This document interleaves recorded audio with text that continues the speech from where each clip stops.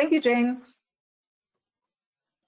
So hello and welcome to this webinar on the general principles of the coding of medication errors with MedDRA. I'm Karen Wilson and I work as a medical officer at the MSSO and will be your instructor today. And I'm joined by my colleague Jane Knight, who was speaking to you before. We both will take you through this webinar that will take around 2 hours. So we have plenty of time for exercises, demonstrations, and for addressing your questions. And as Jane has already mentioned, please submit any questions you may have during the webinar through the question panel that you can find in the control panel of the GoToWebinar application on the right hand of your screen. And I will allow as much time as possible for questions, both during the course and also at the end of the presentation. So let's start with 2 more general slides. Many of you will already be familiar with the content of this slide.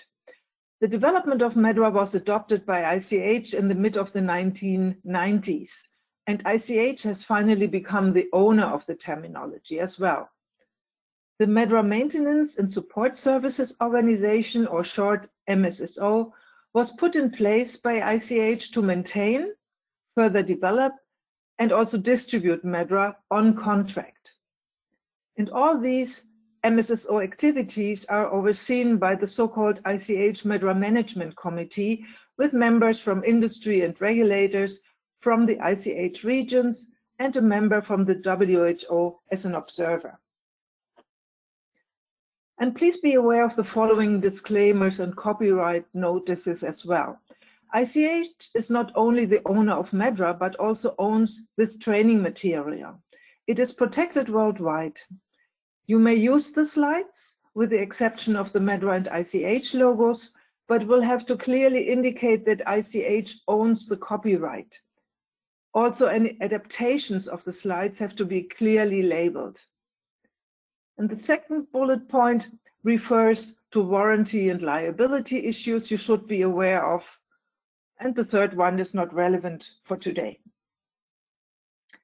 Now let me provide you with an overview on what we will cover in this webinar. At first, we will explore the regulatory background for today's topic. We will then discuss definitions and terminologies for product use concepts based on the ICH guidance documents.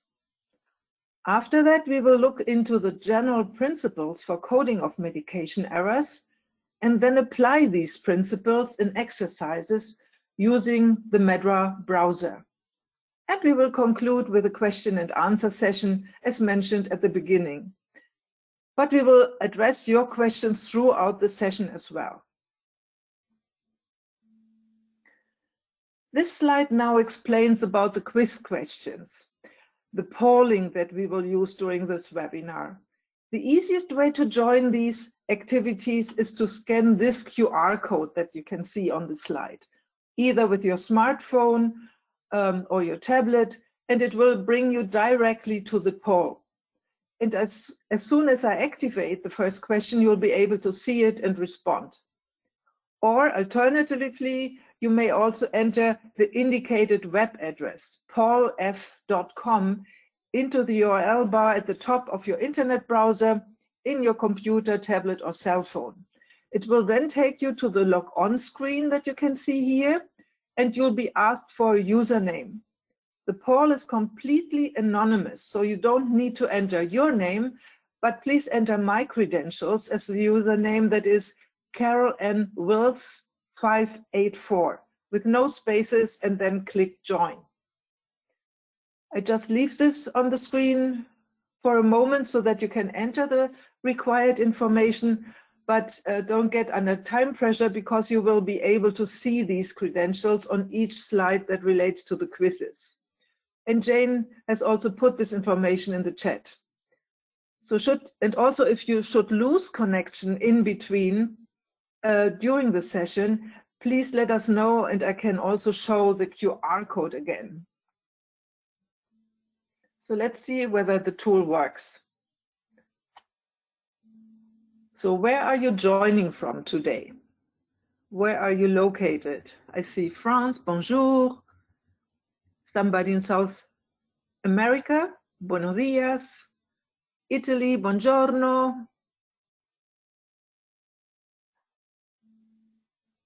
I think it's Kazakhstan. I see there, Egypt, India, the Philippines, somebody in the middle of the Indian Ocean, and in Antarctica, Spain, buenos dias, also Portugal, bon dia.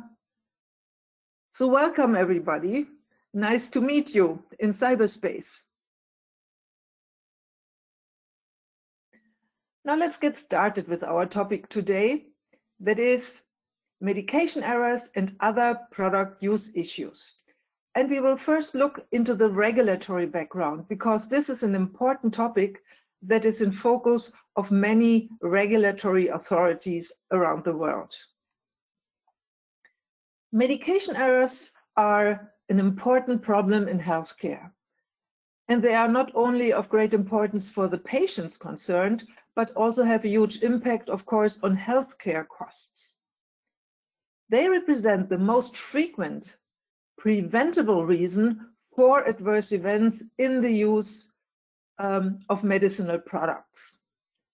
And since they are actually preventable, they are in the focus of regulatory authorities.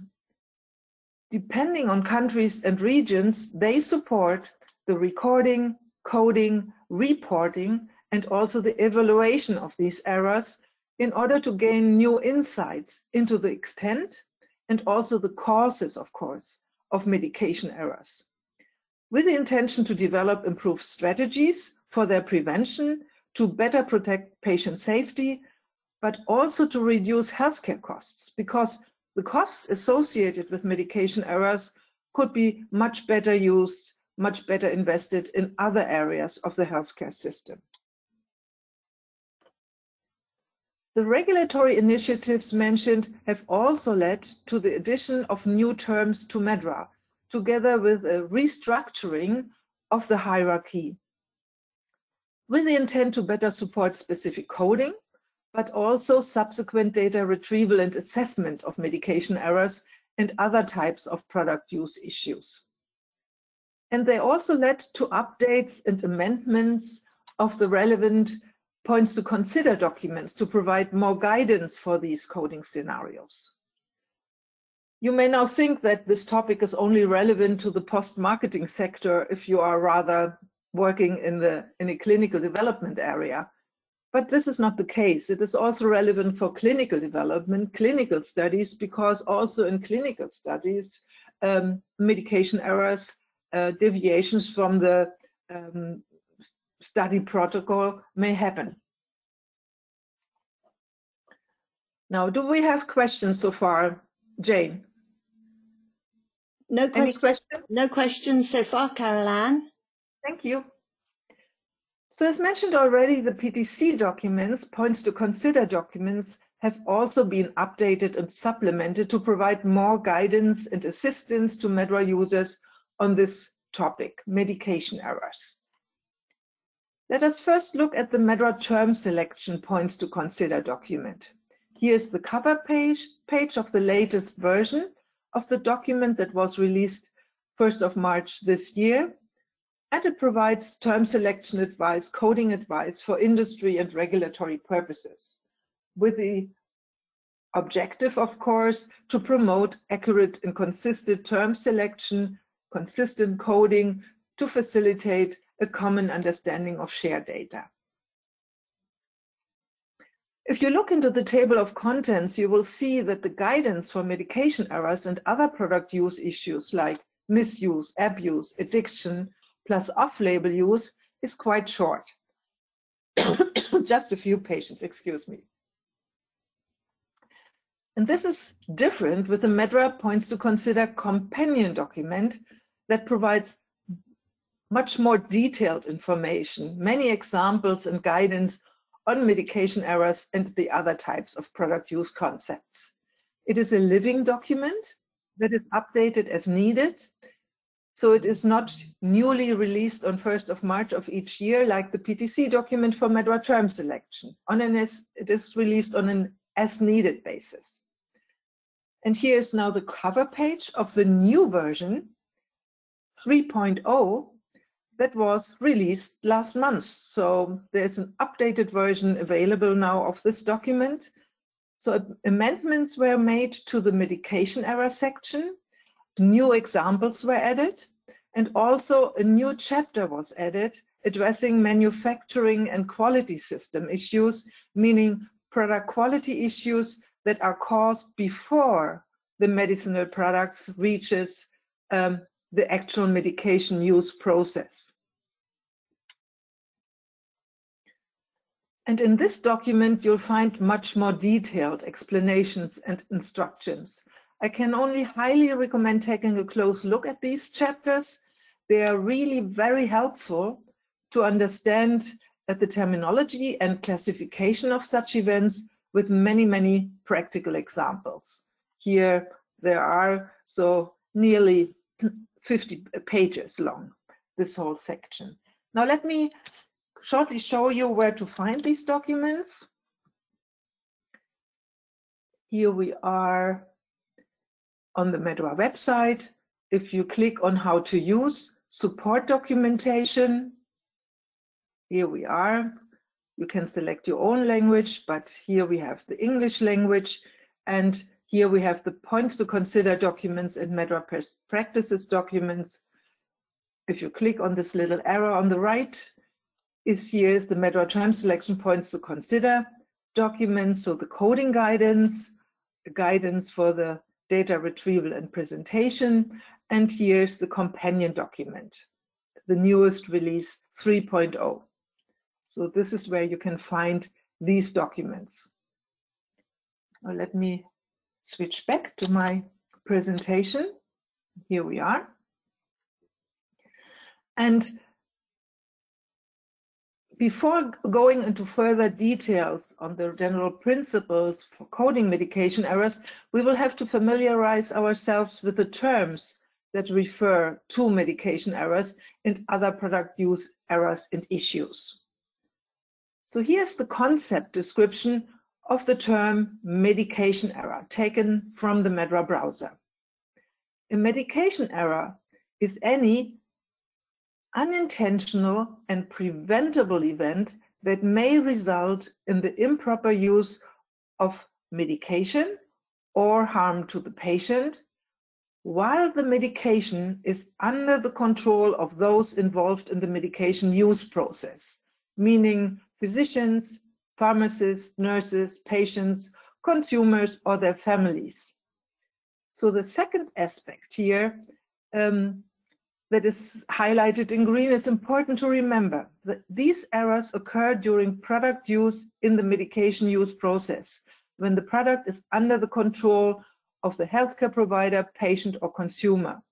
The term does not refer to errors that occur during manufacturing or are caused by wholesalers. In other words, outside of the control of the healthcare provider, patient, or consumer.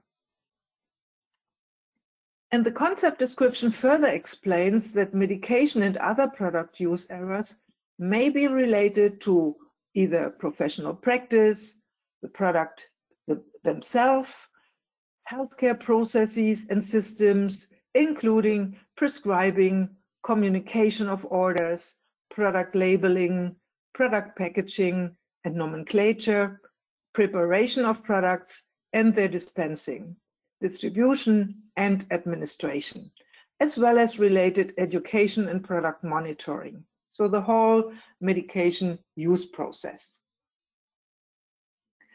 The points to consider document for MedDRA term selection contains a table in chapter 3.16 where product misuse, abuse, and addiction are addressed.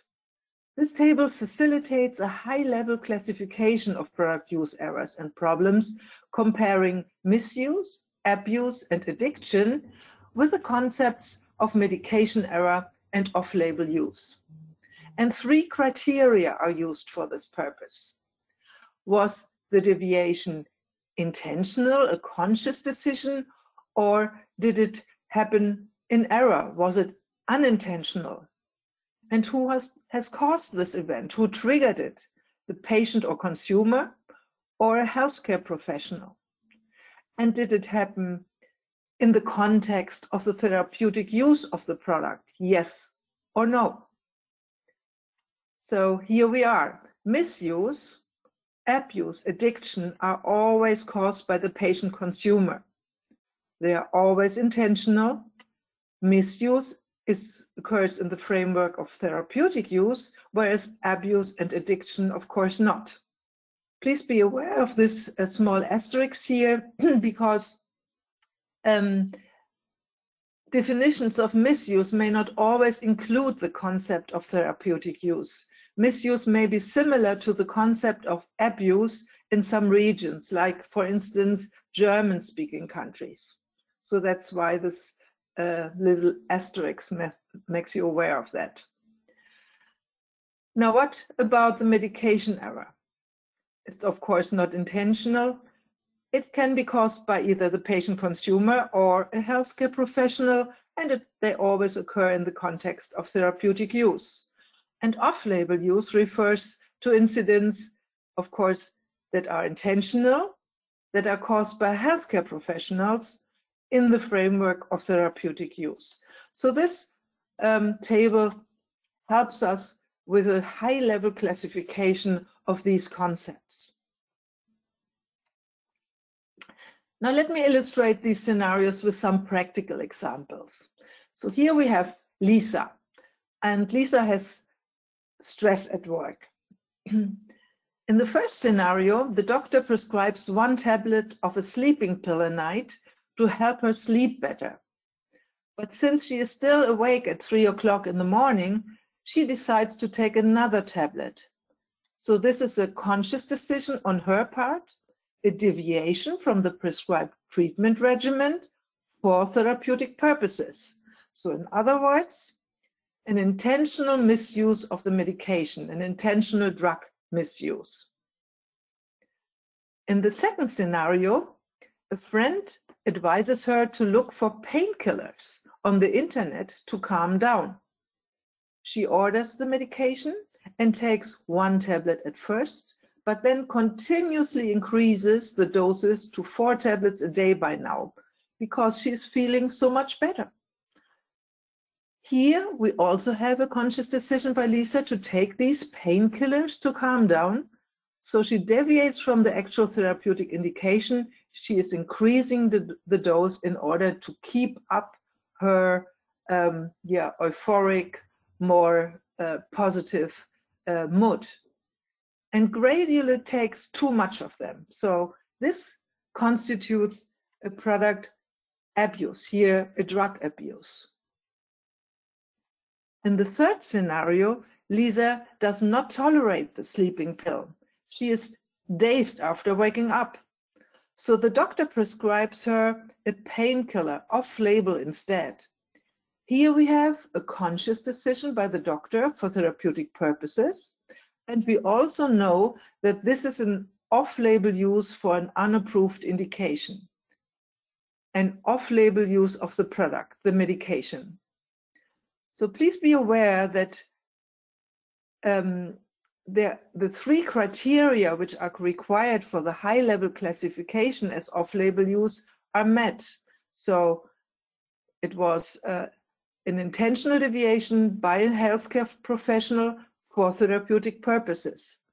But for coding purposes, additional information is needed to finally code to an LLT under PT off-label use.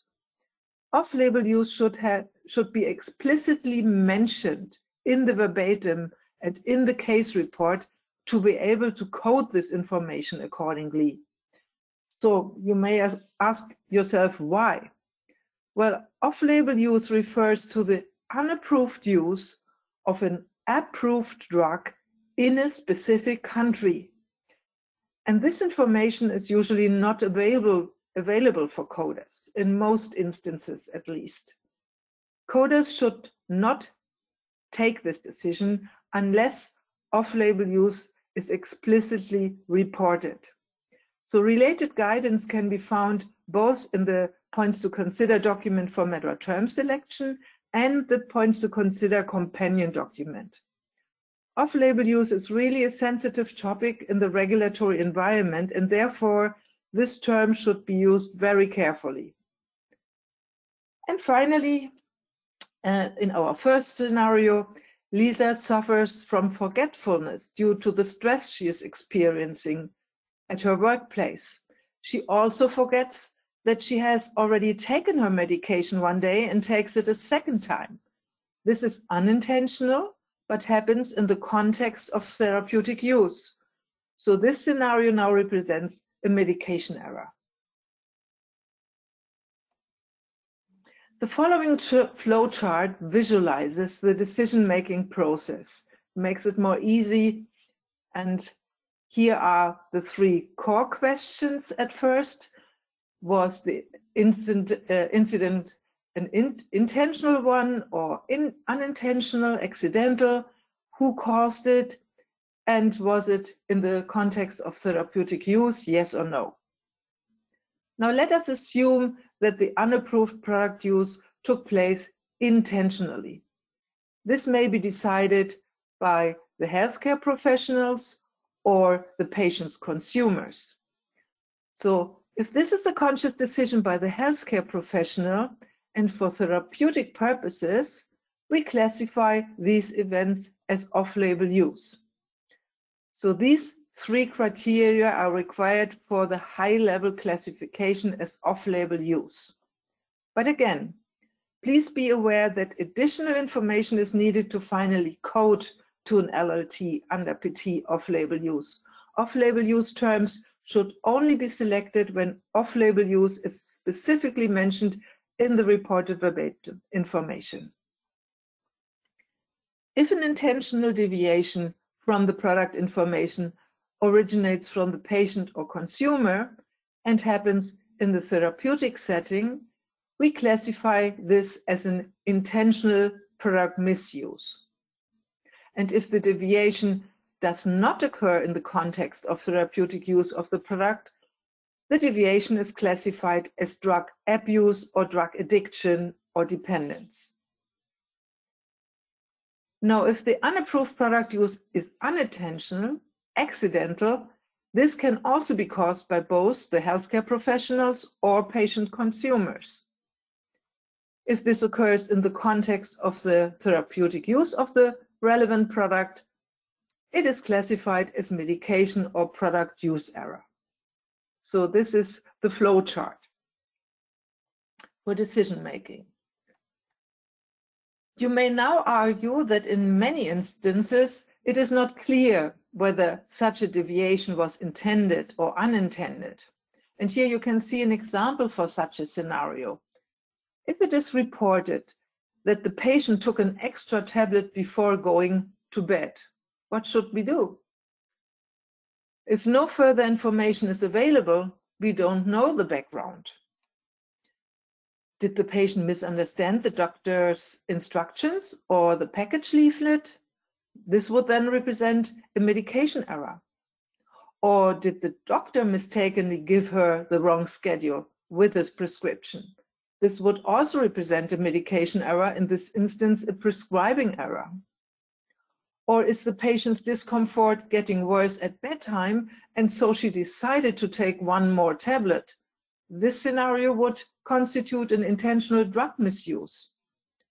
Or did the doctor decide to use the drug off-label because he was convinced that the treatment would be more effective this way? So our case information does not allow for any of these classifications. So what can we do when getting similar reports for coding purposes and when no further information can be obtained? Now, for coding such scenarios, MedDRA contains very vague, non-specific PTs. If it is not clear whether such an event happened by mistake or intentionally, a suitable LLT under the PT product use issue can be used. So a very general term. And if it is not clear whether an intentional deviation from proper product use happens for therapeutic reasons, a suitable LLT under PT intentional product use issue can be selected. So these are the two vague terms that can be selected if it is not fully clear from the report whether an incident was accidental or intentional, or whether it's not clear from the report whether an intentional deviation was in the framework of therapeutic use of the product. So now our flowchart shown before must be expanded with these two neutral, more general terms shown before. You can see the question marks here. So if it cannot be clarified whether an intentional deviation from the label by the patient happens for therapeutic reasons or not, an appropriate LLT under PT intentional product use issue should be assigned. And if it cannot be clarified whether an unapproved product use by the HCP or patient consumer occurred by mistake or intentionally, an appropriate LLT under the PT product use issue should be assigned. So these two are quite vague terms, but you'll find other more specific terms in MedDRA for dose or schedule deviations, which are, so to speak, neutral because they do not contain the information accidental or intentional. They can be chosen in combination with other MedDRA terms for intentional misuse, off-label use, or medication errors, and allow us to capture the details of what actually happens when no suitable combination term can be found in MedDRA. So in this screenshot from the MedDRA browser, you can see some of these neutral PTs. Extra dose administered, inappropriate schedule for product administration, incorrect dosage administered, incorrect dose administered, product administered to patient of inappropriate age, product administration interrupted, product dose omission issue. So they do not contain the information accidental or intentional. Now, are there any questions, Jane, so far? There's a comment that your example where you said an extra tablet was given, where you were saying there was incomplete information. The comment is that saying it's an extra tablet gives the feeling that it was not prescribed but taken by decision because they know it's an extra tablet. Is that overinterpretation? I think it's overinterpretation. She's just taken an extra tablet. We don't know why. Whether it was for therapeutic reasons, then it would be intentional. If we don't have this information, taking another tablet could also occur accidentally. So it's really a very vague report. And we don't know the background in this instance. And then we've had the question that we often get around, what if it isn't explicitly reported as off-label? But in this scenario, the example given was if a tablet is prescribed and the packaging is such that the tablet needs to be split in order to fulfill the prescription, it needs to be split. Does that mean the packaging, so splitting of a packaging means that would that be part of the label if it specifies that the package mustn't be divided? Would you count that as off-label? I know it would need to explicitly say off-label as well. Yeah, so off-label, first of all, has to be something that is triggered by the healthcare professional. So if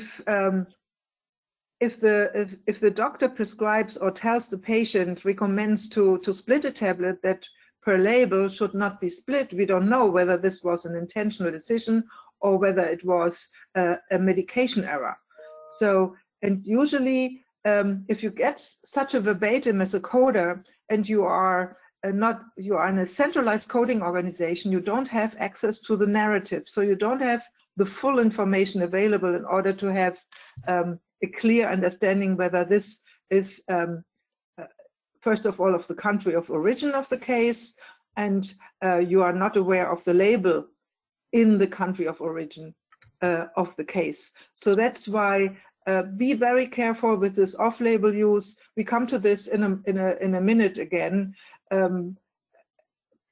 Code as reported. This is one of the most important MedDRA rules.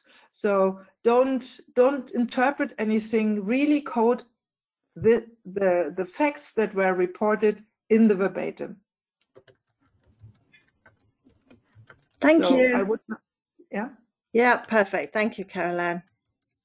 So now let's switch to the browser so that I can show you the hierarchy of these terms. So here we are in I'm using the web-based browser, and let me log in with my credentials. Here we are. So we would look into the injury, poisoning, and procedural complications system organ class, and here we have the HLGT medication errors and other product use errors and issues. And you see that we have separate ones for off-label uses and intentional product misuses, use issues, and also for overdoses and underdoses not elsewhere classified. So let's look into the first one first. The accidental exposures to products are in this HLGT, separate HLT. Then we have miscellaneous grouping, again, NEC, not elsewhere classified, for the medication errors, product use errors, and issues. And then you see HLTs that group PTs that refer to specific stage in the medication use process: administration, dispensing, monitoring, preparation, prescribing, selection, storage, transcribing, and communication. So this is how this HLGT is organized. Important to remember. Please explore the hierarchy there so that you know where to look into, in which HLT to look into when you're coding such a case. So the off-label uses are in a separate HLGT. Here we have the intentional product misuses. Remember, triggered by the patient, intentionally for therapeutic purposes, intentional product use issues, so where we don't know whether there was a therapeutic intention behind, and the off-label uses. And in the HLGT overdoses and underdoses, you will find two in other miscellaneous groupings: intentional overdose, prescribed overdose, radiation overdose, and the underdoses NEC. Of course, the accidental underdose, the accidental overdose are grouped in this medication errors and other product use errors and issues HLGT. So that's why the other ones are grouped underneath this NEC groupings. And the intentional underdose, intentional overdose, this could be decided by either an HCP or a patient. That's why they are grouped in these miscellaneous groupings. Now, what about the abuse terms, the dependence terms? Where can we find those? Another top-down search in psychiatric disorders.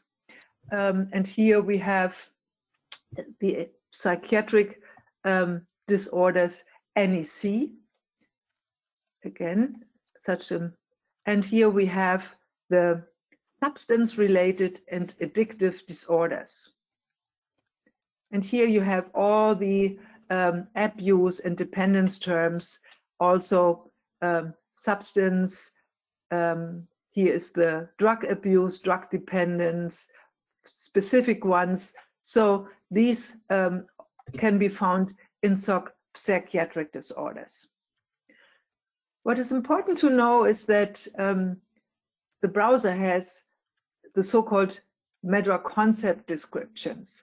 It shows these concept descriptions. And if you click on this icon, this window will open and you see an alphabetical listing. So you can select, you can navigate based on the alphabetical order of these terms, and you see terms like abuse, for instance, for the purposes of term selection and analysis of MedDRA-coded data.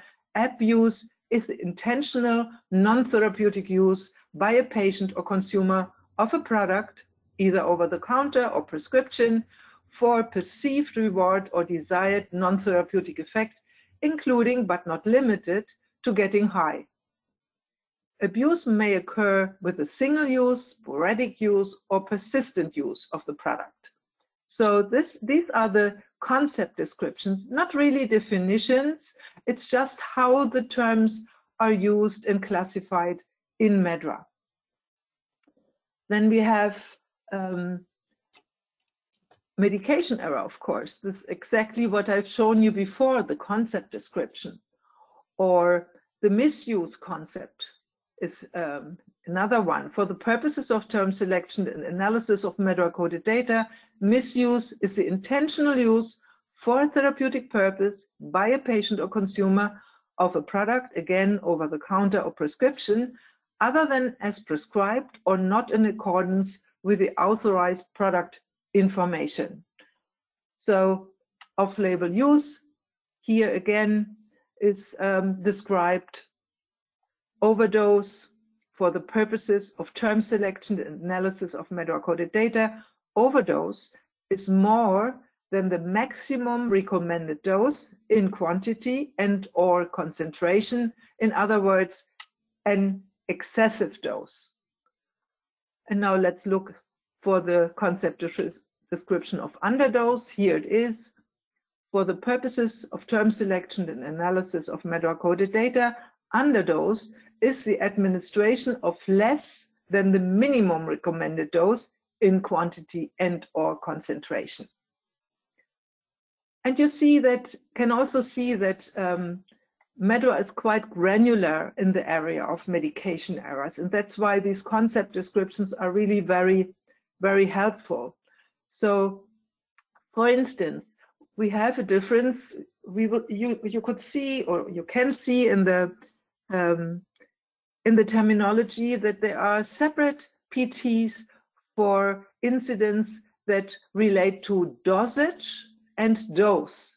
And you may ask yourself, well, what's the difference? And here you can find it. So the dose is a quantity to be administered at one time, such as a specified amount of medication, whereas dosage is the determination and regulation of the size, so the dose, but also the frequency and the number of doses, so the length of the therapy. It's a much broader term than dose. So that's why it's important to know that these concept descriptions exist. You won't find concept descriptions for each and every term in MedDRA, but at least it provides you with some help, some guidance for the on a more high-level term level. So let me switch back to my presentation.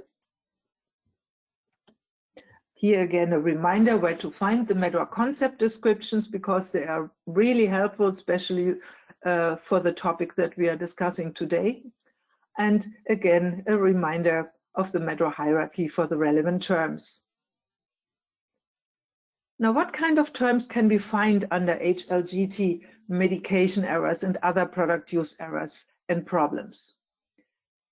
We can find PTs for certain types of errors, like for wrong dose or wrong route,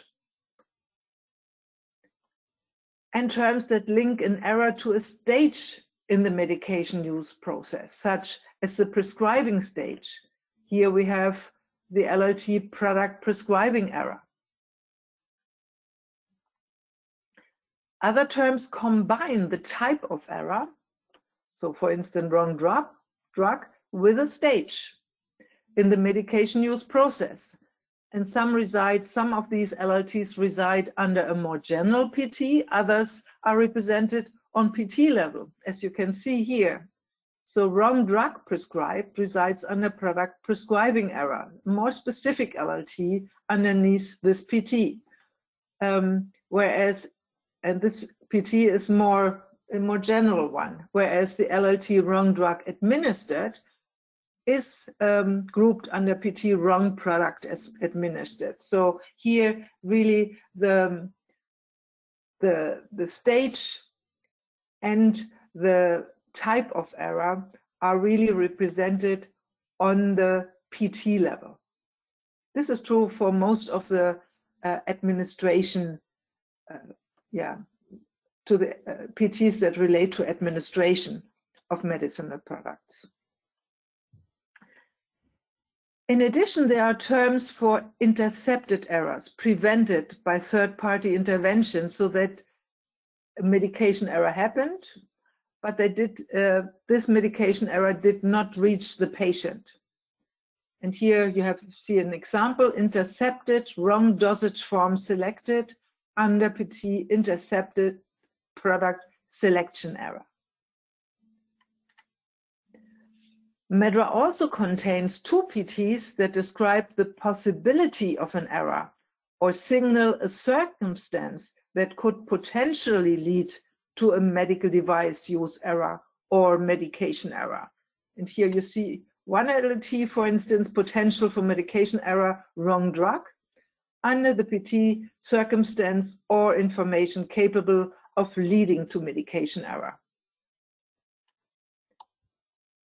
And last but not least, we also have the more vague PTs, which can be used when it is unclear whether the reported incident was due to an error or happened intentionally, like the product prescribing issue, for instance.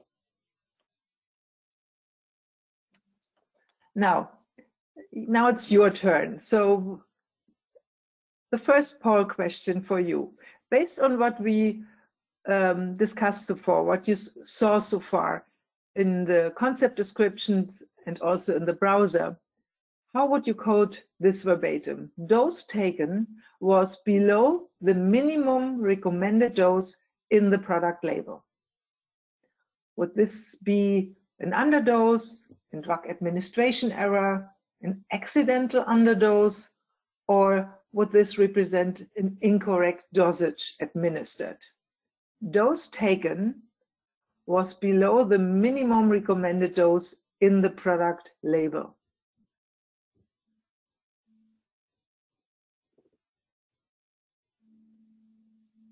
I see you're still voting. Now let's see.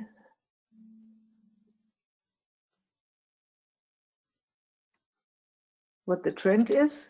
So most of you would go for underdose, but some of you would also select drug administration error or accidental underdose or incorrect dosage administered. So let me close this poll. So most of you voted for underdose, and this is correct. Well done. The concept description for underdose was: underdose is the administration of less than the minimum recommended dose in quantity and or concentration. So what is reported is definitely an underdose. And we don't know whether this underdose was taken accidentally or intentionally. That is why we have to select a vague term that is LLT underdose and not LLT accidental underdose. And it is not a dosage error. So remember what I've just shown you. Based on the concept descriptions, the term dosage refers to the determination and regulation of the size, frequency, and number of doses. So a much broader term that does not only cover dose deviations, but also administration schedule and duration. And LLT drug administration error is much too vague. And also, we don't know whether this dose was taken in error, yes or no. Next one.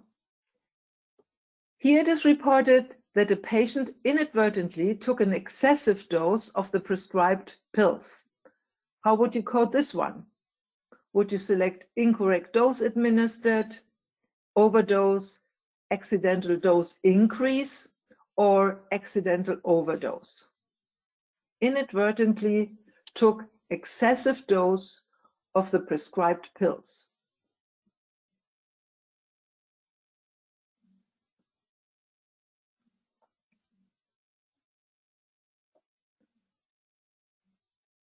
So let's again see what you're going for. Most of you are voting for accidental overdose. So we are told that the excessive dose was taken inadvertently, accidentally. But is it an accidental overdose or an accidental dose increase? So you really have to remember the concept description of overdose. Overdose is more than the maximum recommended dose in quantity and or concentration, i.e. an excessive dose. So, and that's why most of you are right here. Again, well done. The correct code assignment is accidental overdose. So we have to capture the fact that the excessive dose was taken accidentally, inadvertently, and based on the concept description, this dose represents an overdose because it's an excessive dose. Are there questions, Jane? No, Caroline, no questions. Thank you. So then hopefully everything is clear, so far at least. Now, let's have a look at the general coding principles now, and start with the basic rules that have to be followed when coding with MedDRA. So the quality of the reported information and the extraction of relevant information during data entry are a basic requirement for good and meaningful coding. If the information received is vague or ambiguous, of poor quality, then ask for clarification. Coding is done on LLT level, and the LLT that most accurately, most specifically reflects the reported incidents and events should always be selected. Nothing should be interpreted, added, and no relevant information should be omitted. This is the basic rule that I've mentioned before already, code as reported. And of course, only current LLTs should be used for coding. I assume that you are all very familiar with these basic rules, so I will not go into this any further. For coding product use errors and problems, the following tips may be helpful. First and foremost, you should be familiar with the MedDRA concept descriptions and the points to consider guidances, like the points to consider document for MedDRA term selection and the companion document, so that you can that you know where to find more detailed information, more guidance to achieve accurate and consistent coding. You should also have a good knowledge of the MedDRA structure and hierarchy, particularly in SOC injury, poisoning, and procedural complications, to really find the most specific term, the most specific MedDRA term for the reported incident. Once you have found a potentially appropriate LLT and PT for the reported incident, check if the placement of the selected LLT and PT truly reflects the reported event. That's also a basic MedDRA coding rule. It is best to search the MedDRA hierarchy top-down when coding medication errors and other product use concepts, unless you are already really very experienced in coding such incidents. And finally, if you can't find a specific term for medicines, vaccines, or medical devices, look out for a product term that would be suitable for your coding task in order to really capture the specifics of the deviations. The companion document specifies some principles for coding medication and other product use errors. When to use the PT medication error, when to select more than one term, when to use the PT off-label use, how to capture potential and intercepted medication errors, how to capture both the specific type of error and the stage of the medication use process where the error actually occurred, when to capture the contributing factor leading to a medication error, We are also told that we should not infer a medication error, and that we kept and to also capture medication errors related to products with a drug delivery device. So this whole section was rewritten and amended. It was previously titled Device Use Errors, Wrong Technique, and Device Malfunction. So in the new version of the companion document, it was completely rewritten. So if you are interested in these products, combination products, because they are relevant for your company and also your coding task, then take a look at this section, as I will not be able to cover all details today. So we will now address these general principles one by one. The first principle refers to the use of PT medication error. As coders, we should not use this term unless we have no further, more specific information reported in the case. If you have further information, then search the hierarchy under HLGT medication errors and other product use errors and issues, and select the most specific LLT that you can find. And if a specific error is reported but no suitable term can be found, then please submit a change request to get a better term and assign the LLT that best represents the reported incident as a placeholder, so an approximation to what has been reported.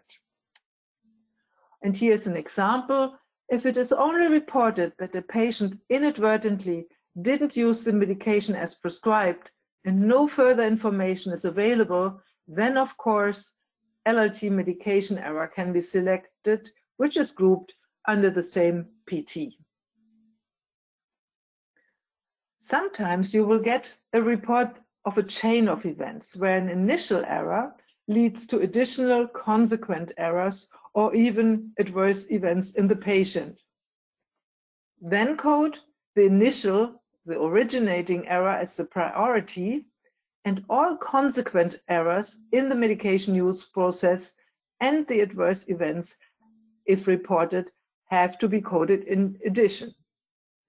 So if a prescribing error for the wrong drug is reported that consequently resulted in the wrong drug being dispensed and administered, the full information should be coded by assigning LLT wrong drug prescribed plus LLT wrong drug dispensed plus LLT wrong drug administered to capture these consequent errors.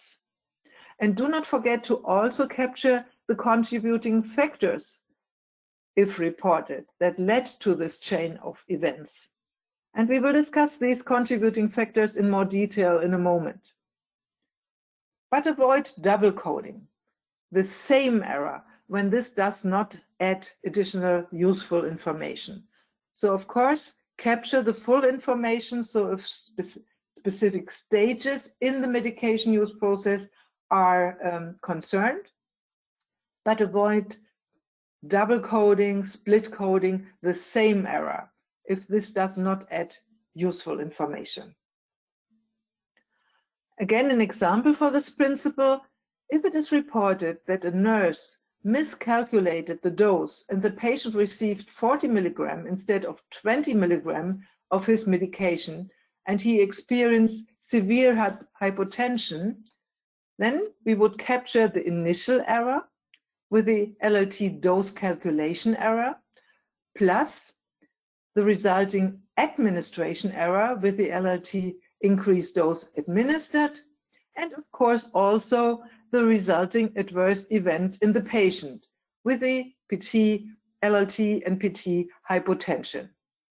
It is a chain of events starting with the dose calculation error that leads to the administration of an incorrect dose, and finally to an adverse reaction in the patient, a hypertension.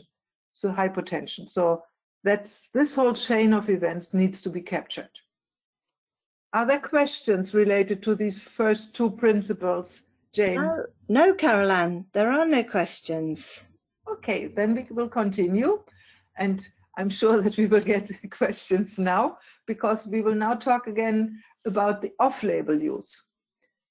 Always consider the criteria and information required to select a term under the PT off-label use. Off-label use relates to situations where a healthcare professional intentionally prescribes, dispenses, or recommends a product for a medical purpose not in accordance with the authorized product information. It has to be an HCP, it has to be intentional, and for a medical purpose in the context of therapeutic use. So these are the criteria that must be met for the high-level classification. And the highlighted sentences were added to the meta term selection points to consider document that was, both of them were released in March 2023 and 24, and related guidance can also be found in the points to consider companion document. So as a coder, off-label use terms should only be selected when off-label use is specifically mentioned in the reported verbatim information. Coders should not take this decision when only the 3 criteria intentional, for medical purpose, by HCP are met, because it needs more specific product knowledge and information about the country of origin of the reported case. And local regulations and the product information may differ between regulatory regions, so try to obtain clarification, but if no further information can be obtained, do not infer that off-label use occurred. And regulators are very clear on this, and you'll see that in all examples of off-label use in the points to consider documents, the off-label use is clearly named in the wording of the verbatim. So be aware of that. Let us look at an example. It is reported that a pediatrician decided to use a COVID-19 vaccine off-label for his 10-year-old high-risk patient, although not yet approved for this age group. So an HCP has caused the deviation. It was a pediatrician. He did it intentionally. He decided to do so, and based on therapeutic considerations. He wanted to protect his 10-year-old patient from an infection. And we are told that he decided to use the COVID-19 vaccine off-label, meaning that the vaccine is approved for immunization against COVID-19 infection in the respective country, but not for this age group. So the most specific LLT for this scenario is now off-label use in unapproved age group under PT off-label use. Did we get further question related to off-label use, Jane? No, Caroline, there's no questions related to it. So we're back onto the pharmacist. If the pharmacist intentionally does something which is in contradicts the label, what would that be considered as? A pharmacist is also a healthcare professional. It would also be considered off-label use of the medication. It would, even for a pharmacist, yeah. But only if it says so in the label, in the report. Only if it says so in the label. Otherwise, you would need to search for or ask for additional information. But do not infer off-label use. But it does not only refer to physicians. It really refers to all healthcare professionals, okay. Because pharmacists could of course recommend to use a drug off-label, and if you have this information, then this would represent an off-label use.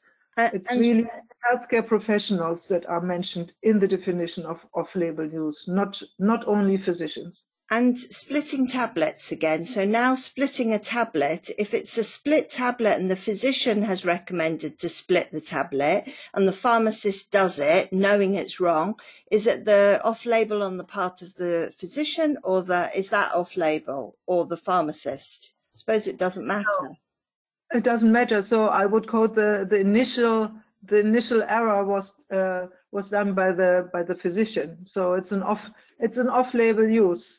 that continues. It's a chain of events, but the initial error is made by the physician. It's an off-label use. Thank you. And then hopefully that's that question, because we've had a bit back and forth on that. Hopefully that's that one now clarified. In the example where you've got a COVID vaccine, if it hadn't said off-label, how would you have coded it? Yeah, that's that's really difficult to say. It's an intentional deviation. Actually, there's one option that you could use. It's an intentional product use issue then by the doctor, but currently at least there's no clear example in the companion document that would allow for doing so. So of course you would need an approach how to classify such events if you don't know whether it's off-label. You could of course internally in your group try to clarify, because the people working in case processing, because this is only affecting post-marketing, the people working in case processing or the product experts in the drug safety department, they will be able to classify this based on the country of origin as off-label use, yes or no. So this would be one approach, so that you have this information. Then the verbatim would need to be adapted. So the term extraction would need to be adapted. But if you don't have this possibility, then I would recommend to really add such a scenario to your coding conventions in order to provide guidance to the coders and give a clear rationale why you do so. Yeah. And and watch out for a new version of the companion document or the points to consider document for MedDRA term selection, whether there is new guidance in this area. Currently, I cannot argue with the points to consider documents because they do not contain guidance for this scenario. And just an extension of the off-label discussion, Caroline, taking all that into account, what about pregnant women? It says in the SMPC, it often does say that the product is not recommended in pregnancy. Would this then, that not recommended, would that then be considered off-label? No, I would not interpret anything. Yeah, if you, when I was still working in pharmaceutical industry, we had the rule that we should not interpret off-label use. So if it's not mentioned, try to clarify, or add a coding convention to your coding conventions how to classify such events. I would try to clarify, and within the processes in your organization, establish a process to clarify such unclear scenarios. It's in the interest of the company to really be able to clearly classify such events as either off-label use or an intentional deviation by the HCP, where it's not clear whether this is really off-label, yes or no. Remember, off-label use means a deviation from the label for a specific medicinal product that is approved in a specific country, but where somebody in healthcare professional decides to deviate from the label. And mostly coders do not have access to the information. They are not product experts. They do not know the country of origin of the case, so they do not have the possibility to classify as off-label. They shouldn't do so. Okay, Caroline, that's all the questions so far. I think you need to move on in the interest of time, so I'd suggest you carry on now. Thank you for all of those answers. Thank you, Jane, for managing all these questions. So principle number 4 refers to potential medication errors. So such incidents should also be captured, and MedDRA has 2 PTs for doing so. Circumstance or information capable of leading to medication error, and circumstance or information capable of leading to device use error. So the type of the potential error always needs to be captured in addition. And the PT, circumstance or information capable of leading to medication error, groups several specific LLTs for doing so. And in addition, MedDRA terms that help capturing the contributing factors should also be selected, like, for instance, LLT drug label lookalike. So why do some regulators want to receive this information about potential errors, are actually very keen to receive such information? Well, in such scenarios, no medication error happened yet, but could, of course, occur in the near future based on the reported contributing factors, like drug name confusion, etc. When understanding the background for these potential errors, regulators can take steps to prevent these errors even before happening. So depending on your local regulatory requirements, do not omit such information, but capture all relevant information when receiving similar verbatims, encode both the potential for an error by selecting an appropriate LLT under one of these PTs, and if a specific potential error type is reported and no combination term is available, split code. And last but not least, do not forget to also code the contributing factor or factors. Here again an example for this principle. A pharmacist reported that the blurred print on the drug label could lead to a medication error, that a wrong drug could be administered. So no medication error occurred yet, but the pharmacist saw a circumstance, the blurred print on the label, that could lead to this error in the future. So remember, we would code the potential error by selecting LLT potential for medication error, wrong dose, under PT circumstance or information capable of leading to medication error. So a perfect combination term that captures the potential for a medication error and the type of error. And if no such term would be available, split coding would become necessary, and the type of the potential error would have to be captured in addition by assigning LLTs like wrong patient or wrong schedule or wrong rate, for instance. And of course, we would also have to capture the contributing factor that could lead to this medication error. Here, the blurred vision print on the label. But selecting LLT, here you have a very specific LLT for it, product label text illegible under the PT product label issue. So remember, capture the potential error either by a combination term or by split coding, assigning circumstance or information capable of leading to medication error or device use error, plus an LLT that captures the type of error. And do not forget to also code the contributing factor. Next one. Sometimes medication errors at an earlier stage of the medication use process are prevented from reaching the patient or consumer. So a medication error occurred during prescription, preparation of the medication, etc., but is detected and intercepted by an active intervention of another person.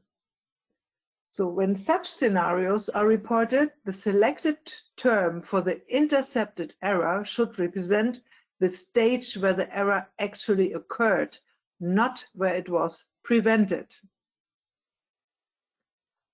So meaning that when it is reported that a pharmacist dispensed the wrong drug, but the nurse identified the error before giving it to the patient, we should select intercepted drug dispensing error under PT intercepted product dispensing error, capturing the stage where the error actually occurred. And we would not code to LLT intercepted administration error because the nurse did nothing wrong. The error occurred at the dispensing stage, not at the administration stage. The patient did not get the medication at the end because of the intervention of the nurse. Any questions, Jane? No, nothing related to what you've done, Carol Ann. I've written back to those that we've got so far that are on slightly different topics. Okay. We already talked about the stages of the medication use process when looking into the HLGT medication errors and other product use errors and issues in the MedDRA hierarchy underneath. So this slide now shows the different stages, starting with the storage of the medication, prescribing stage, transcribing stage, preparation stage, dispensing stage, administration stage, and the monitoring stage. One of the principal MedDRA coding rules, code as specifically as possible, capturing the full information of what has been reported, also applies to coding of medication errors, meaning that if a specific error is reported that occurred at a specific stage of the medication use process, we should capture the full information, the type of error, and the stage where it occurred. You'll see that MedDRA contains many terms that capture both the type of error and the stage, like for instance, LLT, wrong drug prescribed. Others only capture the type of error, like LLT wrong drug or LLT wrong dose. So if the stage where this error occurred is unknown, you can just select the LLTs for the type of error. And others capture the stage only, like LLT drug prescribing error or LLT drug dispensing error. Again, if the error is not specified, you would just select an LLT to capture the stage where the error occurred. So always capture both the stage and the type of error where it is known. And if the stage is not known, capture the type of error only, or if the type of error is unknown, capture the stage only. When both the stage and the type of error are reported, you would look for a combination term in MedDRA and use a single LLT to capture the full information when possible, as shown in the first example here. When it is reported that the pharmacy dispensed the wrong drug, the LLT wrong drug dispensed would capture the full information. There is no need to assign two codes like wrong drug and drug dispensing error. This is an example for what I have mentioned before. Only use split coding when there is no single LLT which captures all of the reported information. Do not split code if splitting does not provide relevant additional information. But sometimes you may not find a suitable combination term in MedDRA. If it is reported that a doctor mistakenly prescribed the wrong strength, you would have to split to capture the reported information in full by assigning LLT wrong strength and LLT drug prescribing error, because no combination term is available. Any new questions, Jane? Yes, Caroline, we've had a request for some explanation around the storage of a drug and the temperature and what happens then. So would you like that now, or would you like to come back to it? Let me explain that when demonstrating in the browser, so Okay. then I can show the terms. Okay, come back to me and we'll just remind me if I forget to do so. Now, next principle. We already shortly addressed the contributing factors when talking about potential medication errors. The new version of the companion document now provides a MedDRA concept description for the term contributing factor. A contributing factor is a circumstance, action, or influence which is thought to have played a part in the origin or development of a medication error or to increase the risk of a medication error. So if a medication error is reported in conjunction with the actual cause of this error, the contributing factor, then always select a term for the contributing factor plus the resulting error. Remember what we discussed earlier. Contributing factors are critical to understand why an error occurred and to identify possible interventions that can be undertaken to prevent the error. And that is why many regulators are very interested in obtaining this information about these contributing factors. But of course, there are contributing factors which are not in the scope of MedDRA. As an example, organizational system issues such as noise level, fatigue, staffing levels may contribute to a medication error, but these factors may not have specific MedDRA terms. So such scenarios can be coded to an overarching term, and there is a new term for it, LLT, organizational system issue, contributing factor. And the specific organizational system issues should be then recorded in the free text in the narrative of the case. So this is a new term, organizational systems issue, contributing factor, in order to capture the fact that there was something that contributes to a potential error. And the specific type of error should be explained in the narrative. So here again, an example for such a scenario: a doctor wrote a prescription for 40 milligrams of drug X for angina every 6 hours. But because of the illegibility of the prescription, and you see it here, the nurse administered the same dose of drug Y, a calcium channel blocker used in the treatment of hypertension, for which the maximum daily dose is only 10 milligrams. So because of the error made, the patient, excuse me, the patient received 160 milligrams of this calcium channel blocker per day, 4 times 40 milligrams. And a day after taking the first 4 overdoses of this calcium channel blocker, the patient suffered a heart attack and died. So what needs to be captured here? At first, the illegible written prescription, with the LLT written prescription illegible. The resulting medication error, the administration of the wrong drug, and the accidental overdose. And the resulting adverse reaction in the patient, the heart attack. Remember, it is very important to capture the contributing factor or factors if reported. And of course, also the indication for use, the angina pectoris, would have to be coded as well. The next important principle asks us to not infer a medication error.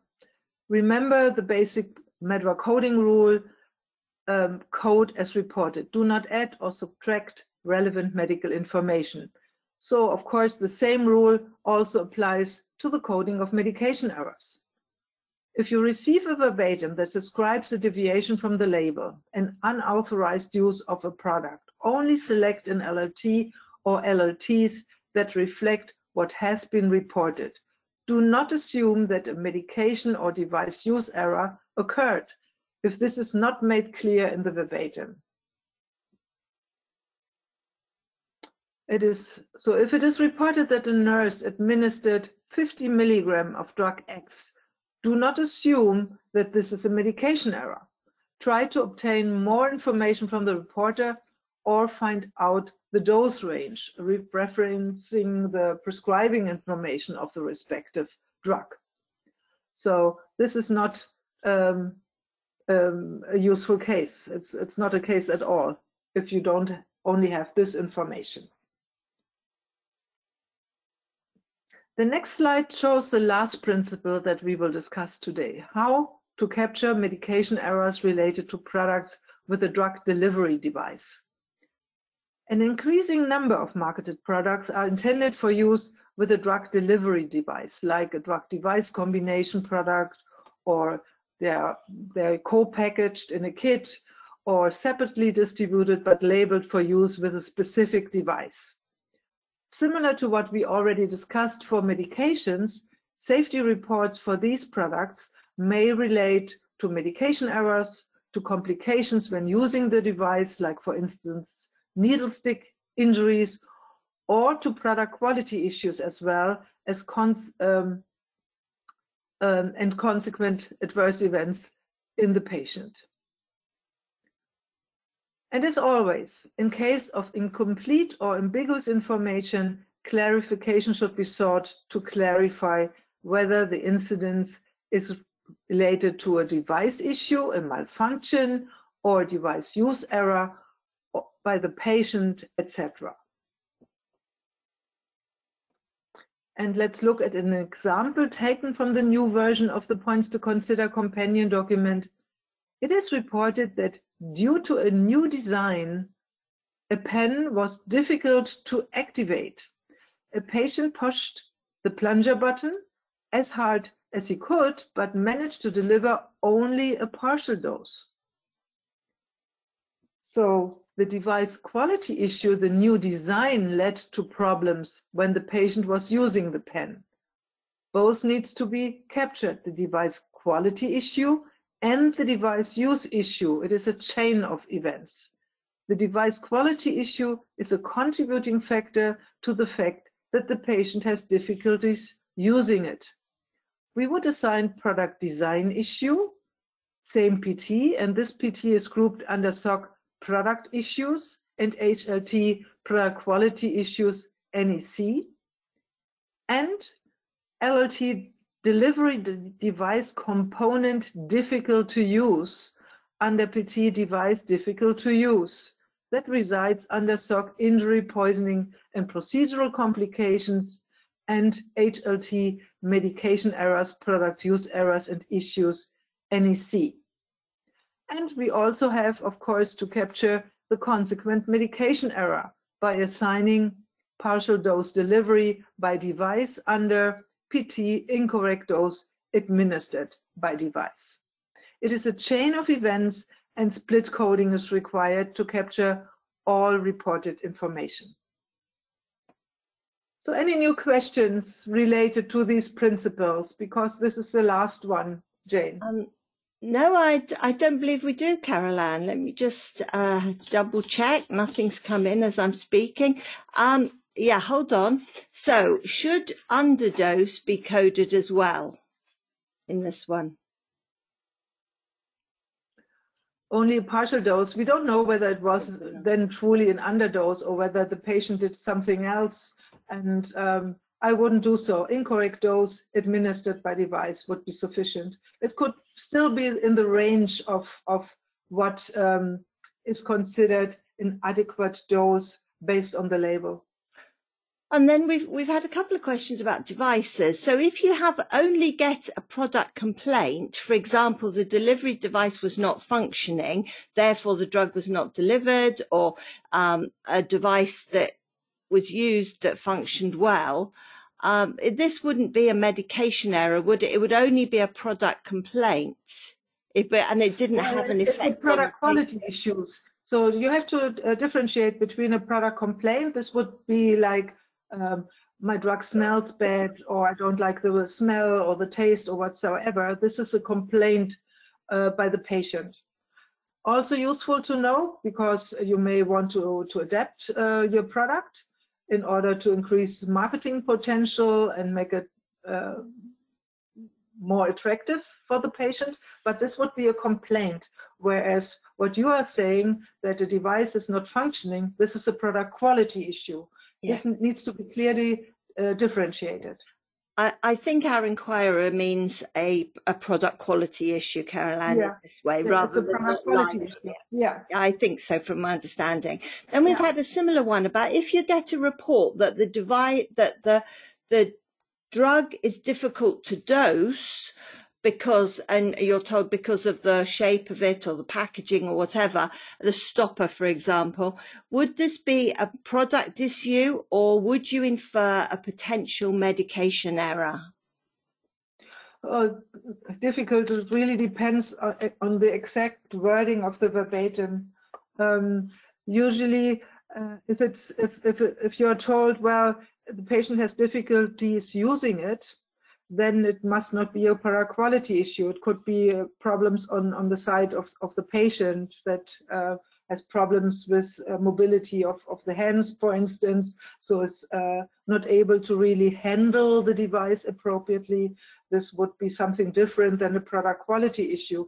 When it's reported that the device itself is really difficult to handle, then it's a device quality issue. It depends on the wording. Sometimes it's really difficult to differentiate. That's true, Caroline. And I think the thing there, part of that question was that we don't infer a potential medication error just because it's difficult to use. No. It really depends on the exact wording of the verbatim, and if it's difficult to handle, it would rather be a quality issue. If the patient has difficulties handling it, it would rather go in the direction not medication error, but difficulties handling on the patient side. There are specific terms for it as well in MedDRA. Thank you. Carry on, Caroline. Thank you. Okay.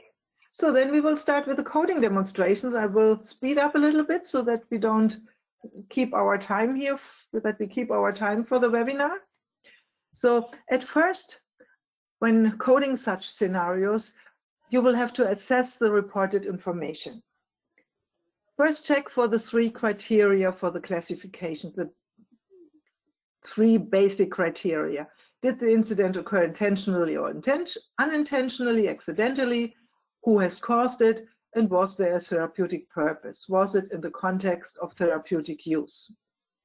Then check at which stage the error occurred and whether it led to consequent errors and even harm in the patient. If contributing factors are reported, they need to be captured in addition. Or was the report referring to circumstances that could lead to a medication error? Or was the error intercepted before reaching the patient? Because the type of report, the type of information that you get will influence the way you search for appropriate terms. It will help you find the most suitable LLTs, the most suitable matches, the closest matches. First example, it is reported that the nurse forgot to administer the second of 2 chemotherapy treatments to the patient. So what can we take from this report? Is it reported whether it was accidental or intentional? Yes, we know that the incident happened accidentally. The nurse forgot. Do we know what caused the incident? Yes. Or who caused it? An HCP, a nurse. And was it in the framework of therapeutic use of the product? Yes, it was. We also know the stage where the error occurred, but no information about any contributing factor was provided. So how would you approach this report? Which LLT would you select? Nurse forgot to administer the second dose of chemotherapy to the patient. Scheduled daily dosing taken less frequently, drug dose omission in error, drug use for unapproved schedule, temporary interruption of therapy. What would you do?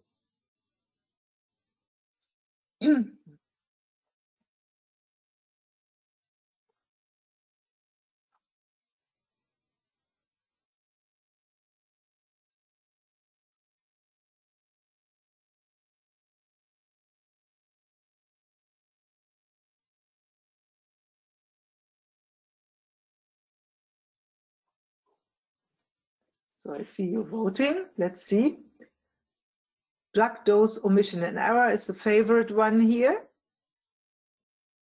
Let's close the poll and look into our decision chart first. So we know that the incident occurred in error. The nurse forgot. We know that it was caused by the nurse, an HCP, and we know that it occurred in the framework of therapeutic use of the product. So the incident has to be classified as medication error, and most of you voted for a medication error term. Now let's have a look into the MedDRA browser in order to find the most suitable term. And we will do a top-down search again. Let me close the psychiatric disorders here. And we look into the medication errors and other product use errors and issues, HLGT, in the injury SOC. So because we know that it was an administration, that the administration was missed, we of course look into the HLT, product administration errors and issues. Here we are. And then you see a lot of terms, and under these also the product dose omission in error. Here we have drug dose omission in error. So this is this is the best term that we can find for the reported scenario. It is accidental, and there was one dose that was missed. Oops, too long. I have to log in again. Here we are. Let me open it again. Medication errors, administration errors, and here we have the product dose omission. And you see underneath there's a product dose omission issue term. So a more vague term when you don't know whether this happened in error or not. So the product dose omission issue is the more vague term. But here in our instance, we know the nurse forgot, so it's an error made, and we would select the drug dose omission in error. So well done, most of you voted for it. So what about the other ones? Inappropriate schedule of product administration. So inappropriate schedule, here we are, of product administration.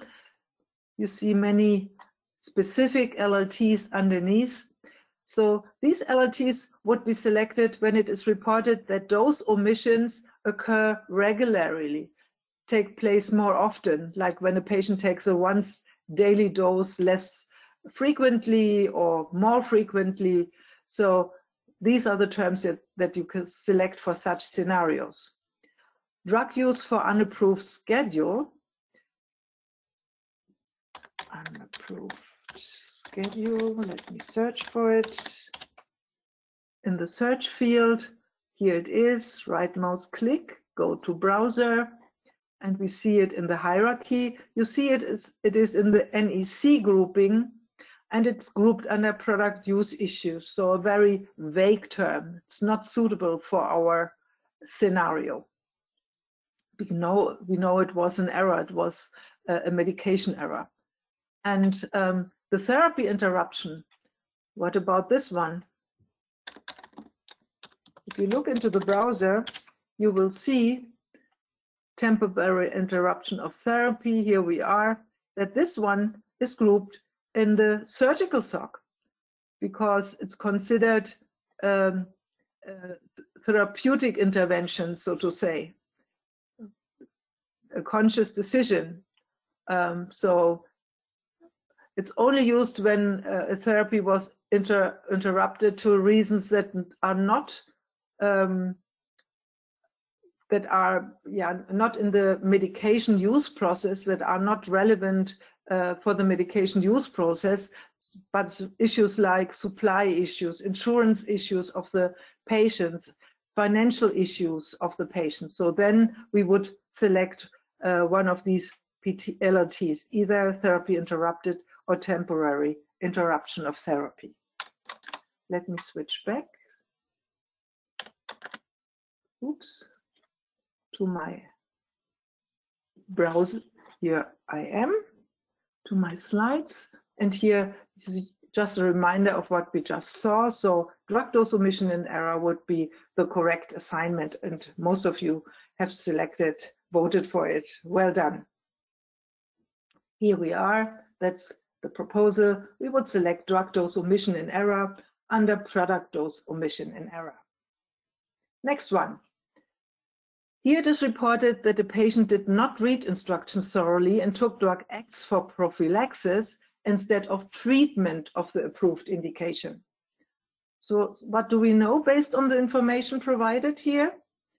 It is reported, whether it was accidental or intentional, We know that the incident happened accidentally. The patient did not read the instructions thoroughly enough. Do we know who caused it? Yes, the patient. And was it in the framework of therapeutic use of the product? Yes, it was. It was taken for therapeutic reasons, but they were incorrect. We also know the stage where the error occurred. The drug was administered, but no contributing factor was reported. Now, again, your turn. Which LLT would you select? Patient did not read instructions thoroughly and took drug X for prophylaxis instead of treatment of the approved indication. Drug use for unapproved indication, unintentional use for unapproved indication, product leaflet instruction confusion, off-label use in unapproved indication, drug administration error. Would you split code? What would you do? So more than one solution selection would be correct here in this instance. Just a tip.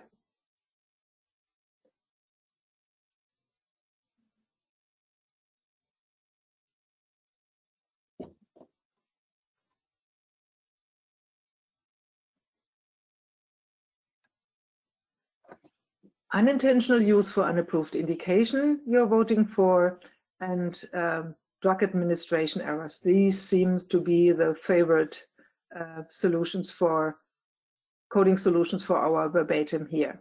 But several of you also vote for product leaflet instructions confusion, or for a more general term, drug use for unapproved indication. Nobody is voting for off-label use in unapproved indication. Well done, because off-label use is always triggered by an HCP. So here we are. Now let us again use our decision chart. Again, we know it happened accidentally. We know that it was caused by the patient in this instance, and we know that it was in the context of therapeutic use. So again, we're looking at a medication error. Now let me again search for the most appropriate term in the browser. Here it is. I will use the search field again in this instance and look for indication and administration and see what type of terms are available. None. So then I would phrase it a little more vaguely, not administration, but I say use. Use could relate to any stage in the medication use process, prescribing, dispensing, administration, whatsoever. So, and here we have several ones. Device use in unapproved indications, this was one of them that we had, not the device, but drug use. Here we are. Go to browser, and it's grouped under product use in unapproved indication. But we also have the unintentional use for unapproved indication. We know that the patient did not read the instructions thoroughly, so it was not intentional that he did it. We know it was unintentional, it was by accident. And unintentional use for unapproved indication is here.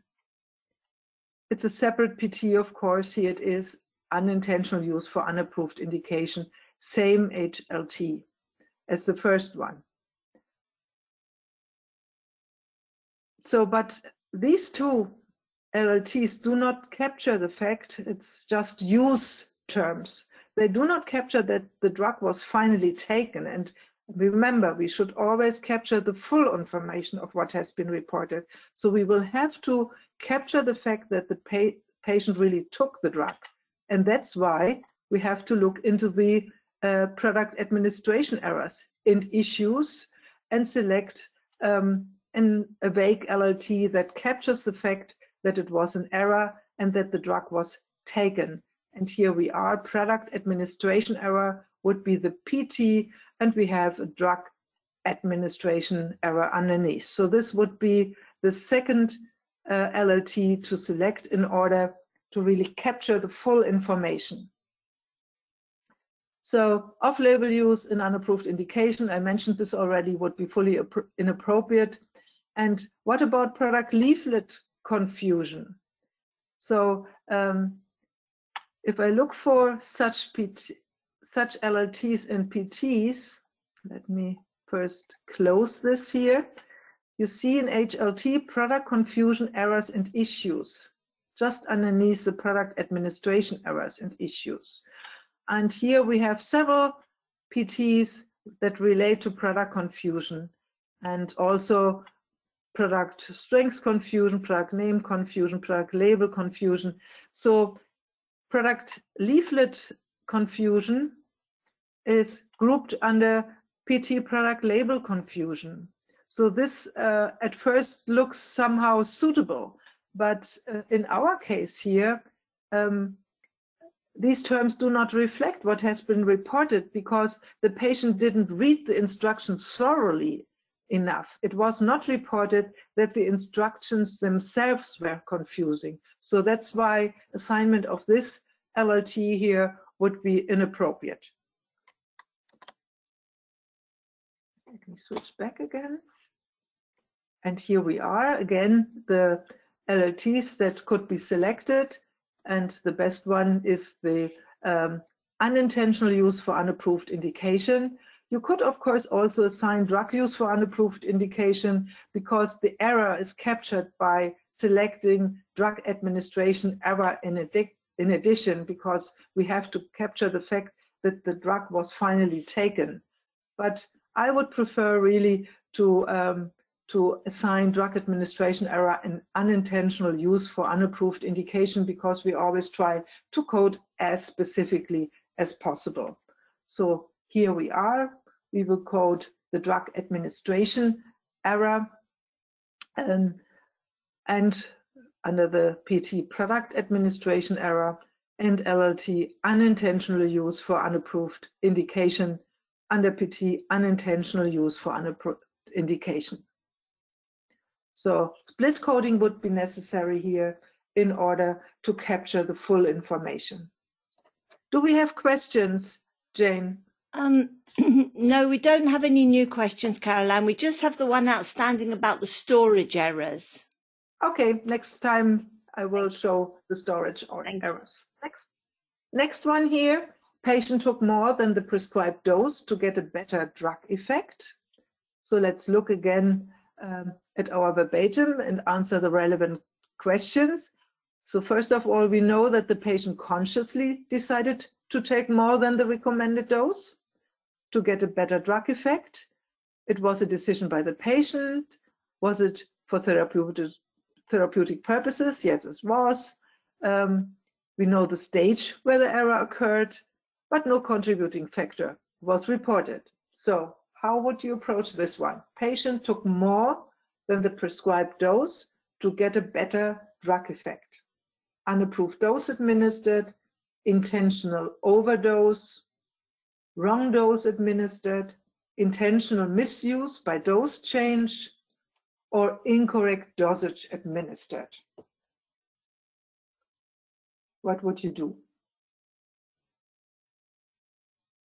Look at the verbatim, try to find out based on the 3 criteria what we are looking at. Is it accidental, intentional? Who caused it? Was it for therapeutic purposes? Yes or no?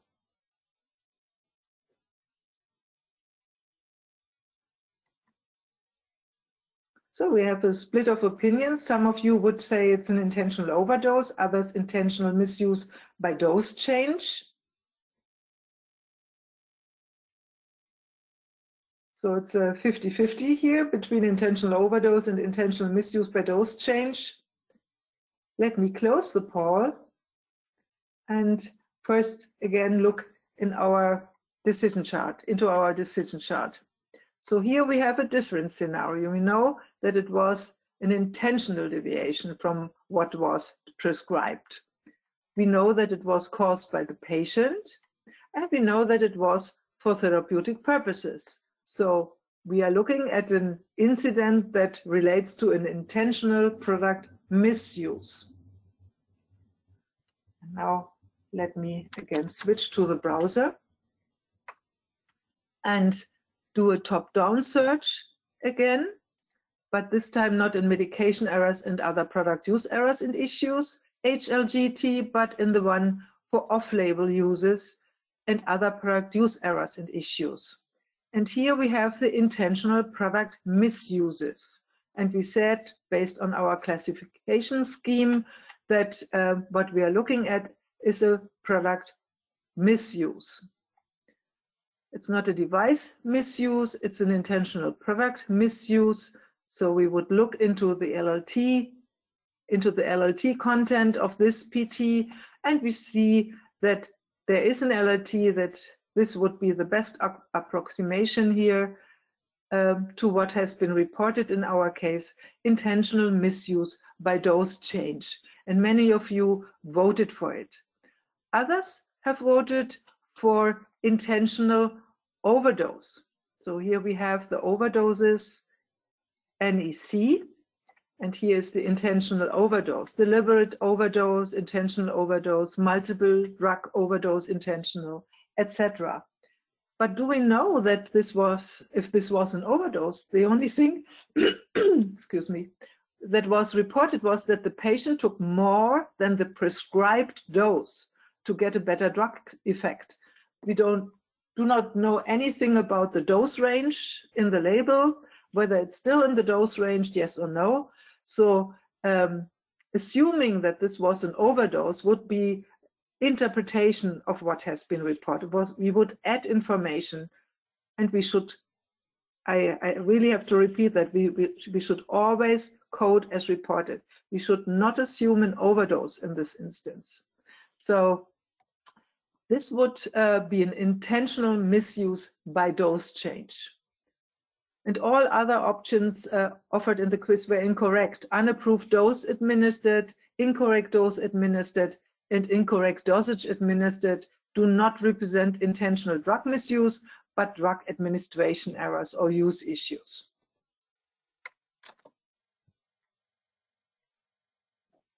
So here we are. Here are our other LLTs. Intentional misuse by dose change would be the correct assignment. Intentional overdose, I've explained it, would not be appropriate because we don't know whether this was truly an overdose or whether it was still in the dose range that is in the label. And the other ones are either grouped under product use issue or under incorrect dosage administered or wrong dose administered. And we don't know, these are errors and not misuses. So here we are.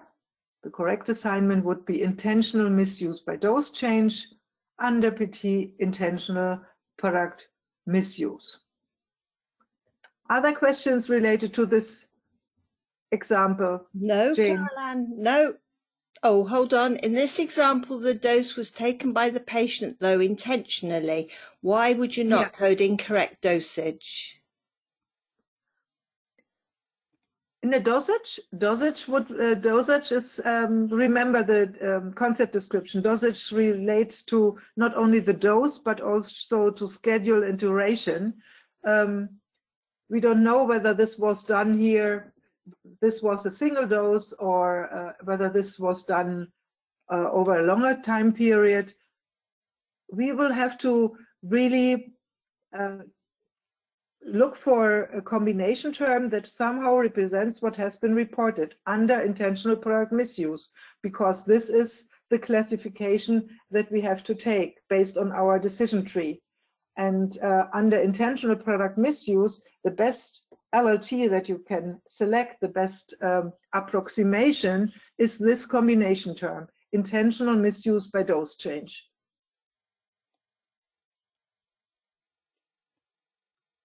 So any additional LLT would not add more information,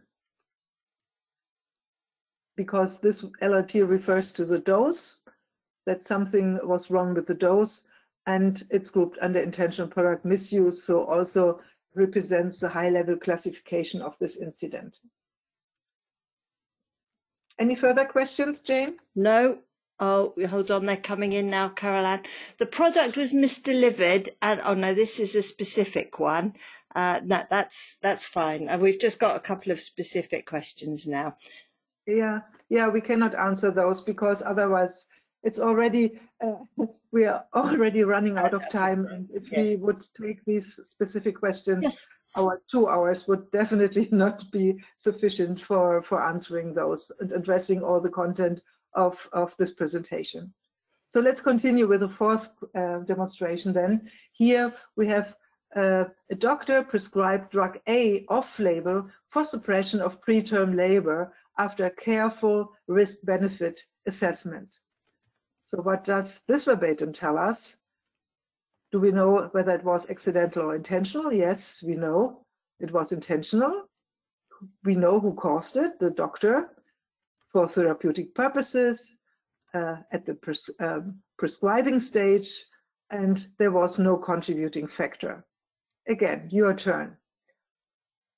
Which LLT or which LLTs would you assign in this instance? Doctor prescribed drug A off-label for suppression of preterm labor after careful risk-benefit assessment.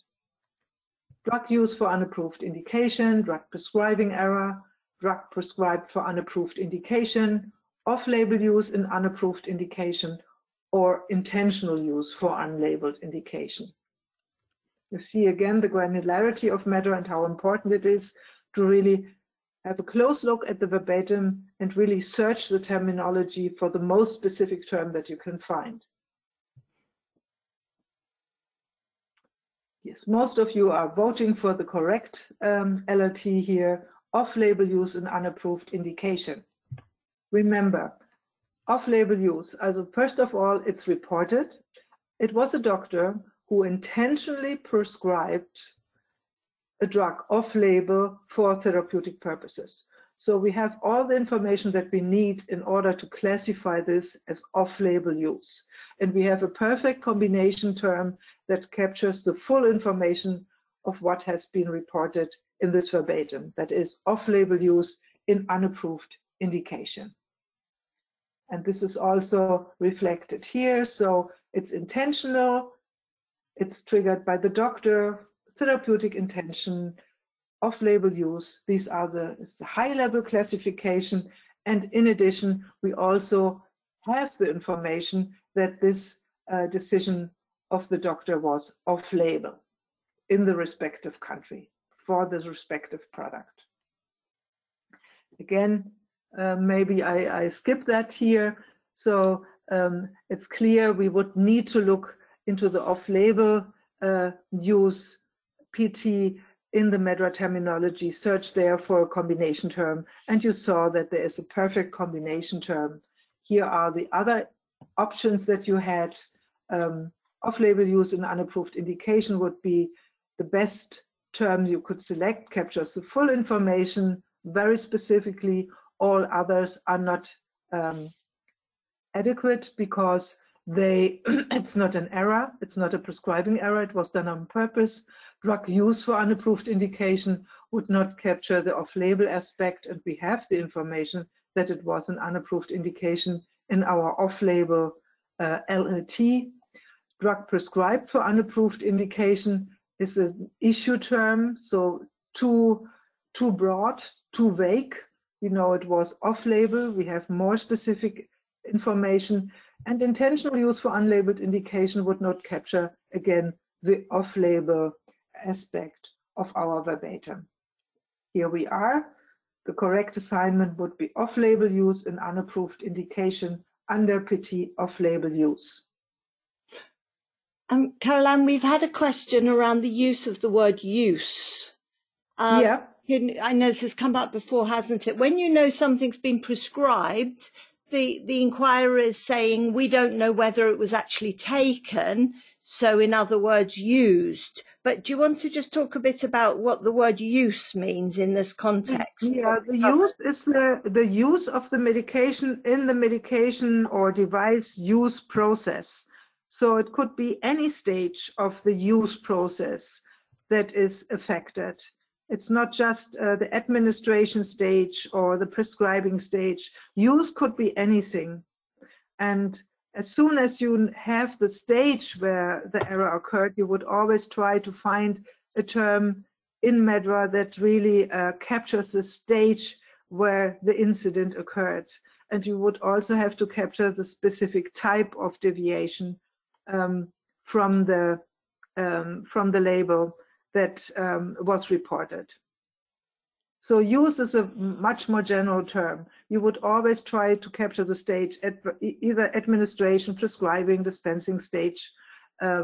Off-label use in an unapproved indication is also a vague one, but based on the fact that we have the off-label information in here, plus the type of deviation from the label, it's a perfect term for our verbatim. And then we have our question about storage. Yeah. Let me switch. In the question we had, it was using a general example that the fridge is broken, the staff know that the fridge is broken and the drug is discarded. Yes. Let me find. Yeah, but then it was not administered. It's not an error. So this is something that is not under the control of the healthcare professionals. Yeah, if the fridge breaks and does not work anymore, and it is not administered, for me it would not be an error. So it is yes, it was. If you see here, look into the storage errors. We have specific terms for it. Product storage error here.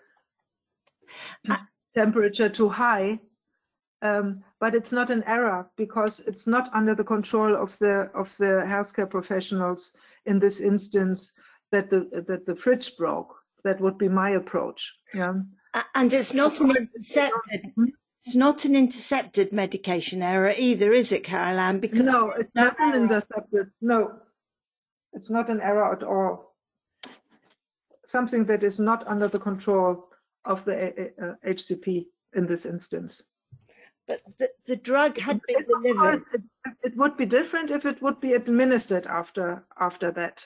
Then we would capture the storage error because it was a storage error, not because the HCPs did something wrong, but we would need to capture the fact that the storage temperature was too high. So I would capture this then and also assign an suitable LLT for the fact that it was then also administered to the patient, what of course should not have taken place. I think that's clear, Caroline. That's clear to me. So hopefully, if not, come back to us, and if we run out of time, Caroline can follow up with you offline. Mm-hmm. Okay, Caroline, carry on. Yeah. This is the last one. Doctor mixed up the drug names because they look similar and prescribed the wrong medication. So mixed up the drug names because they look similar. It's accidental. We know it was caused by the HCP. It was in the framework of therapeutic use. We know that the stage, it was prescribing stage, and also in this instance, we have a contributing factor that was reported. So the names of the drugs looked similar. So what would you do with this one? Wrong drug administered, wrong drug prescribed, wrong drug, product confusion, drug name lookalike, drug prescription issue. What would you do? Again, split coding would be necessary here to capture the full information. Remember that we have to capture the contributing factors if reported.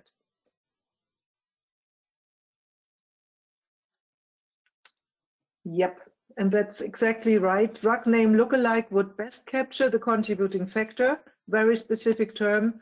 And based on this contributing factor, the doctor then prescribed the wrong drug. Wrong drug administered would not be correct because we don't know whether the drug was finally administered. Maybe this error was intercepted, and issue terms are too vague. Here we know that the doctor mixed up the drug name, so this was definitely accidental.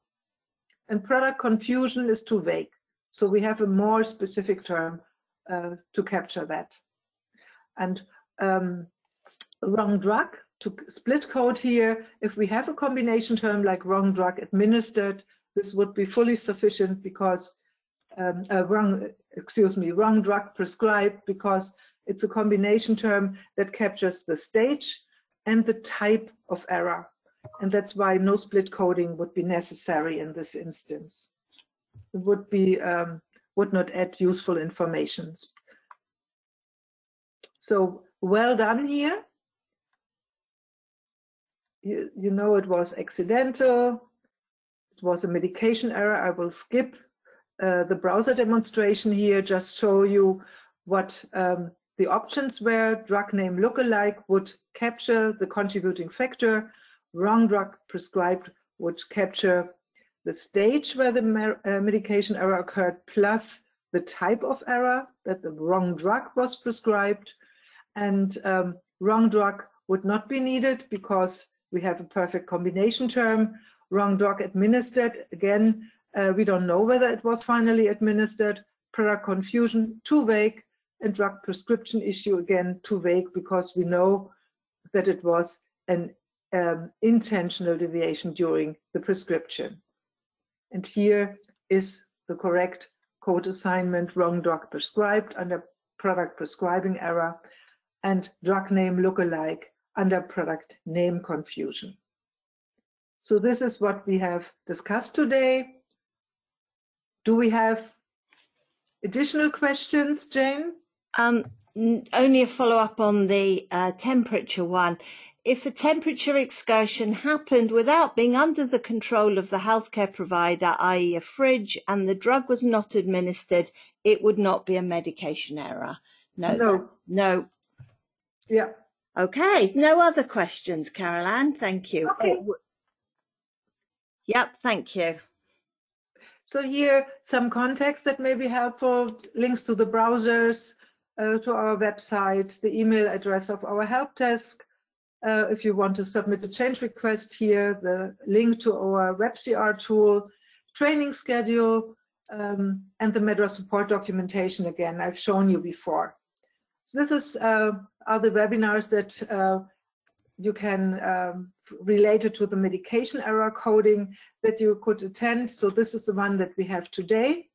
Then there's another one on November 12th, provided by a colleague in the US, and also in Korean. There's one in Korean on the 12th of November by our colleague Juni. And this is what I would like to show you. So here, if you click on contact on our website, on this little icon here, then this window will open and you will see again the help desk email address, that you can follow us on diverse social media, that we also have social media channels in different languages that you could join in. And here you can follow us on social media. And what I would like to show you now is really our YouTube channel.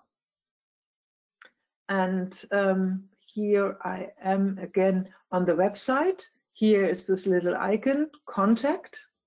And here's our YouTube channel. And if I click on it, it will bring you to the MedDRA MSSO YouTube channel. You see that we are celebrating our 25th anniversary of MedDRA. And here you see the list of webinars, recorded webinars of all MedDRA trainers for the different topics. So here is the MedDRA coding medication errors workshops that we have provided before, so with other examples that you may be interested in. Then we have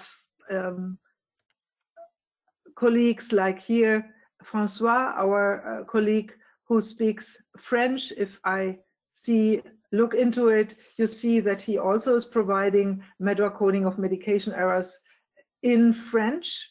So you can watch these recorded sessions either in different languages, also in Spanish. You saw Korean, also in Chinese. and also provided by different trainers, because every trainer has a different style. So have a look at these recorded sessions here on our YouTube channel, because you may find some useful information there. And with this, we are at the end of our webinar. Sorry for taking more time than previously planned, but I hope that it was helpful for your work, and hope to meet you again in one of our coming MSSO webinars, or also at a face-to-face training. Thank you to you all for joining today and for your interest, and also big thank you again to you, Jane, for your support, for handling all these questions. Okay, Caroline, thank you so much, everyone, for your patience with us. Enjoy the rest of your day, and a warm goodbye to you all. Bye-bye. Bye-bye. Bye-bye, everyone.